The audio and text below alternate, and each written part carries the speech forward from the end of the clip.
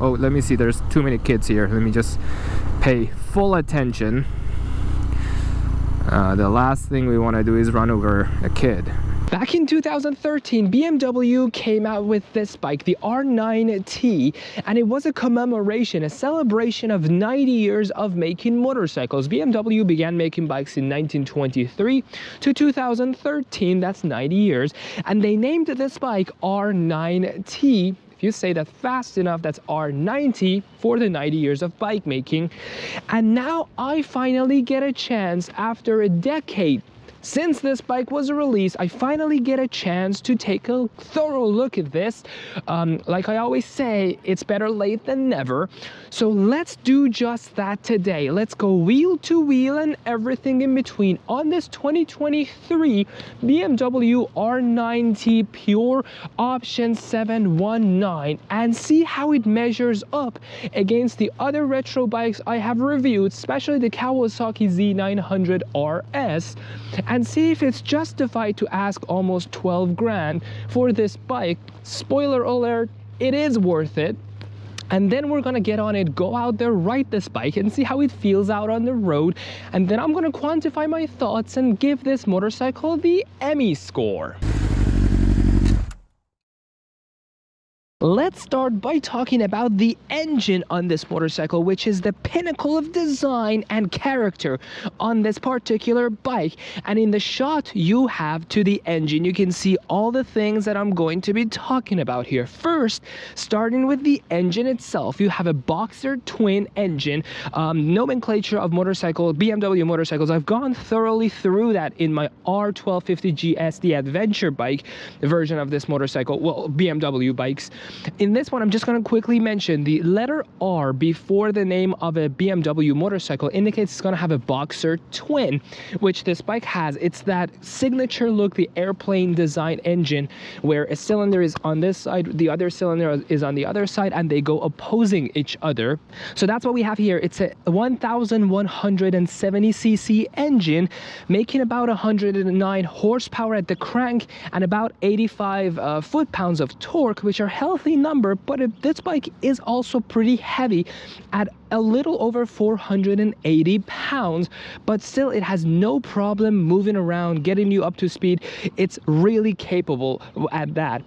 The other thing I want to mention here is the cooling system on this motorcycle. Kawasaki's retro bike, the Z900 RS, that one is, I would call it like a fake retro. In other words, it's a fully modern bike.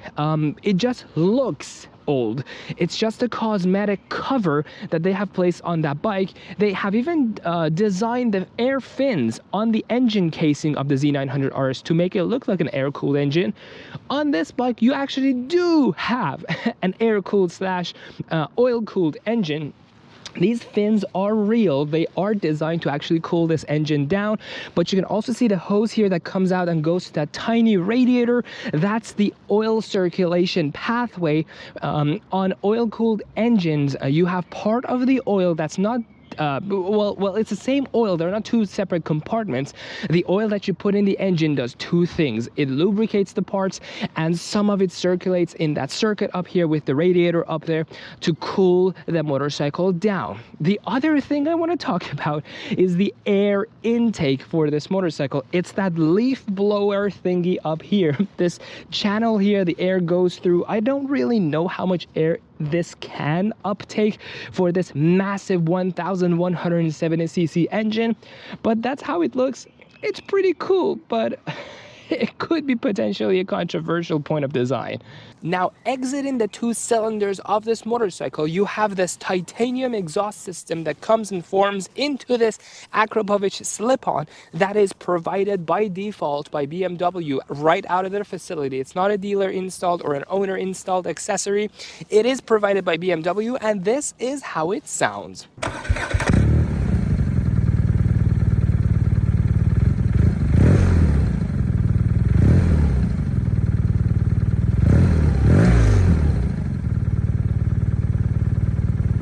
Now, one thing I'm grateful they added to this motorcycle so I can show it here in this video is the spoked wheel. Both front and rear wheels are spoked, changed from the default cast.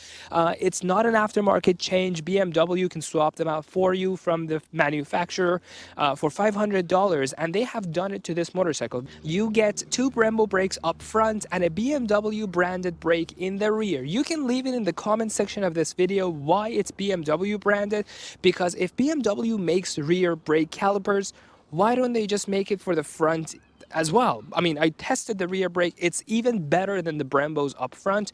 So BMW could just make both rear and front brake calipers, but it's not done that way. The brake in the back is BMW, the brake up front is Brembo. As for the suspensions on this bike, you have telescopic forks up front and you have just a regular good old spring shock in the back with the preload adjustment knob on it, so you can change that on the fly. All the mighty power of this 1170cc boxer twin engine is transferred to the rear wheel via the shaft. This motorcycle is a shaft drive, which in and of itself is a unique thing. Not a lot of motorcycles these days are shaft drive. But what makes this motorcycle even more unique is that it's also a single-sided swing arm bike, which means the shaft that delivers power to the wheel is also holding the wheel to the bike. It's the swing arm of the motorcycle, which creates this elegant and beautiful look on this bike. The downside is that if you hurt, crack, or bend this shaft drive, you're gonna have to spend a couple $1,000s easily to replace it. From the angle you're looking at the bike, you can notice something pretty interesting. Part of the frame of this bike is painted white and part of it is painted black. The reason behind that is this motorcycle is one version amongst the 5 versions that BMW offers. You have the R9T, just bare R9T. You have the R9T Pure, which is this one. It's even more basic than the R9T. It takes you really back through time when bikes didn't really have anything on them as far as technology goes. You have the R9T Street GS, which is more adventurified, and the R9T Scrambler, and the 5th version, which is the R9T 100-year edition, which is the most expensive of them all. It's twice as expensive as this basic pure version. These are the versions available and they all have multiple colors to pick from. So this white part of the frame is the painted part that can change color as you go through different versions of this motorcycle. The black frame part remains the same. They don't put enough effort and money into painting this part. Why, you may ask? Because this part of the frame is removable.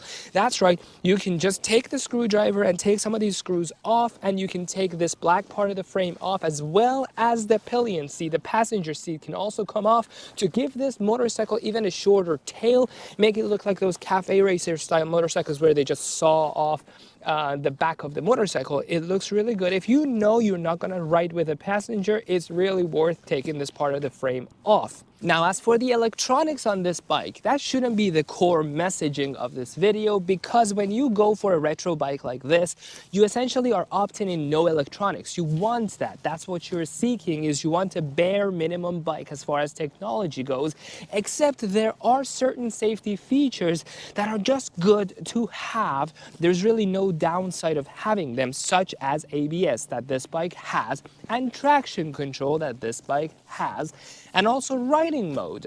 This bike has only 2 riding modes. On the default mode, you have rain and road, and if you get the ride mode pro, there is going to be the customizable ride mode added to this bike as well, but this bike doesn't have that, so it's only rain and road. Now, as for the design, fit and finish and quality on this bike, fit and finish and quality is just through the roof. In fact, I can't believe BMW is managing to get this bike out to the consumers for under $12,000 brand new on the pure version. You can double that amount if you go all the way to the special edition, the 100-year edition motorcycle. But talking about the basic model, which is this one, it's a very, very affordable bike for a 110 horsepower engine and a BMW quality built motorcycle. $11,500 is a really good price. As for the design of this bike, I really like it because the biggest turnoff would be when a bike tries to look old, but it's actually a very, very modern bike that does not feel or operate or ride like an old bike. This one, not only is it designed like an old bike, but it also functions like one because you have the Boxer engine here, which is an old school engine design. You have the shaft drive, which is a BMW old drivetrain design. You also have the air/oil-coolness of the engine, and you have the vibration that runs through the whole bike. It is an old bike, but just built in 2023. Now, if I must think of complaints I have of this bike, it's really hard to come up with them, but I only have really two complaints about this bike. One is that there is no way to remove the seats on this bike. There is no place to put the key in, twist, unlock the seat, remove it, to put your license, registration, any of that. There is absolutely zero storage on this bike, and to open these seats, you do need to pull out your tools and unscrew a bunch of stuff to get them off the bike. That's complaint number one. Complaint number two is the design of the headlight, which in my opinion is just too modern. This bike is supposed to be retro, everything's supposed to be simple on it, but just the design of the headlight is a little too busy for me. I understand the regulations, you need high beam, low beam, day running lights, all kinds of stuff, but if they could just blur out, kind of make the covering of the headlight a little more matte, not so clear that you can see all the shiny stuff in it, it would be a little more time appropriate. And now let's go ride this motorcycle. But before we do that, a big thank you, big shout out to BMW Motorcycles of Seattle for allowing me to check this bike out for a couple hours and show it to you guys, and then go ride it and give you my opinion of what I think the R90 Pure feels like. And I'm gonna leave a link to this bike in the description section of this video so you can go check it out, all the details, specs, and the price of this bike. And if you're interested, it'll be there for sale. All right, let's go. Okay, that's the little dance the dashboard does to start up. Look at how much it shakes. Wow, and that's the Boxer engine for you. There's a mode button here you can push to change the mode. And then we're on rain, now on road. Oh, let me see, there's too many kids here. Let me just pay full attention. The last thing we want to do is run over a kid. You know, when you're on the bike and moving around, the engine is not in the field of your in your vision field. You can't see the engine as you sit up here and look forward to the road. So you entirely forget that you are on a Boxer twin, such a rare engine type. You entirely forget that you're on one. But once you look down and you see these massive engine, these pieces that are sticking out farther than everything else on this bike, you are once again reminded you're riding on one of the greatest engines built for motorcycles. The downside of this engine is that it's the furthest thing sticking out of the bike. I mean, you look at the bike, there's nothing else sticking out further than the engine is. And the engine is the most expensive part of a motorcycle. So the most expensive part on this bike is also the most vulnerable part, because if you go down, the first thing that hits the ground is going to be your engine casing, which essentially any crack on that engine casing could potentially total your bike. But anyways, I assume BMW motorcycles do have some form of frame sliders, quote unquote, except it doesn't go anywhere on the frame, because on most motorcycles, frame is the part that sticks out the most. So I assume BMW calls it engine sliders or whatnot. This bike is really torquey. The quality, fit, and finish is fantastic, so there's not going to be a loss of that there. You pay your money and you're going to get way more than your money paid for. The brand image is good, the quality is good, the bike looks good. This in fact is 4 or 5 grand cheaper than the Kawasaki Z900 RS, which is surprising because Kawasaki is known to be an economic brand. BMW is not known for that. But here you are. I would definitely get the Pure version, because this Pure version is gonna be the one that you pay the least amount of money for, and it opens the door for any kinds of modification you want to do to this bike. If you get those more expensive versions of the R9T, you are essentially stuck with the way it looks, because it would be really a waste of money to unscrew and remove all those BMW provided parts and change them with your own like AliExpress or eBay parts.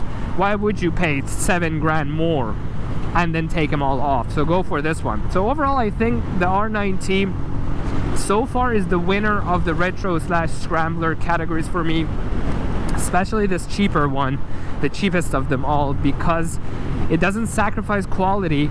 You just don't get as many cosmetic changes on it, which leaves room for your own modification. And now on to the Emmy Score for the 2023 BMW R9T Pure. In the commuter category and the riding comfort, the R9T's riding position is similar to other naked bikes, upright and comfortable. However, the seat is surprisingly firm.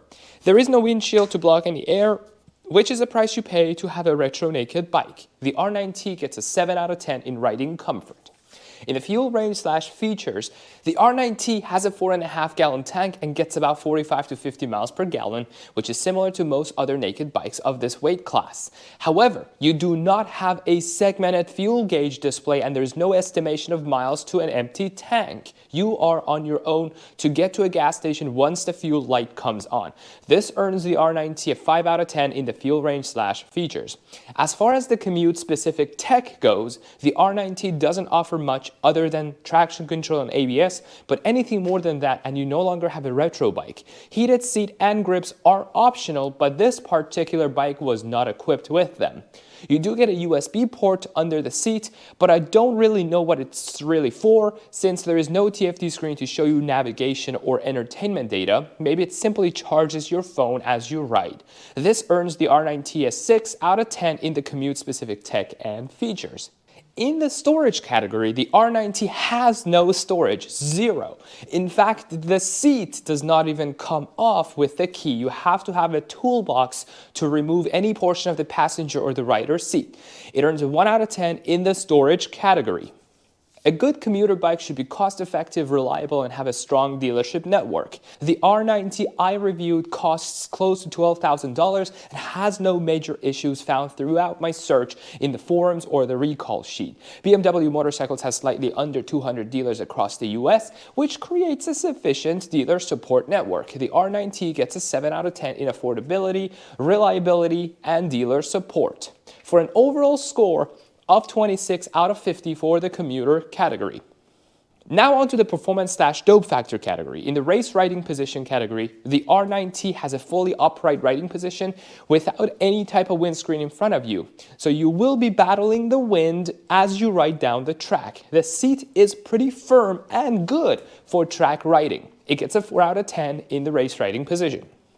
For the horsepower / torque figures, the torque on this bike is 85 pounds-feet and has around 100 horsepower to the rear wheel, for an average value of 92.5, earning the R9T a 4 out of 10. As for the weight, the R9T weighs close to 480 pounds, which is a 5 out of 10. Regarding the racetrack-oriented rider aids features, on the R9T, you have ABS and traction control and Brembo brakes. It earns a 6 out of 10. As for the design choices and marketplace, the R9T not only looks retro but operates like an old bike too, and is a good reflection of what a BMW bike would have felt like in the 70s and the 80s. It has a tremendous number of versions, trims, and colors to pick from, and is an extremely moddable bike. Fit and finish and quality is absolutely spectacular, and the brand image of BMW is that of a respectable higher-end brand. The R9T earns a 5 out of 10 for the overall design and marketplace. This gives the R9T a total score of 24 out of 50 in the performance / dope factor category, and it sits here on the list of other naked bikes I have reviewed. Most other retro bikes, such as the Triumph Scrambler and Kawasaki Z900 RS, are replicas of an older motorcycle that actually existed. BMW R9T, however, is not a copy of an older BMW, which, in my opinion, can leave a tiny dent in its purpose, since you aren't going to be able to pull up to a coffee shop and tell your friends that you ride the new version of a very cool and significant older bike. What's important though is that this BMW R9T is a fantastic bike all around, especially at this price point, for those who want to mod the heck out of their retro bikes into unique cafe racers, different colors and different shapes and different lengths and different heights. And this cheaper pure version definitely is going to be the way to go.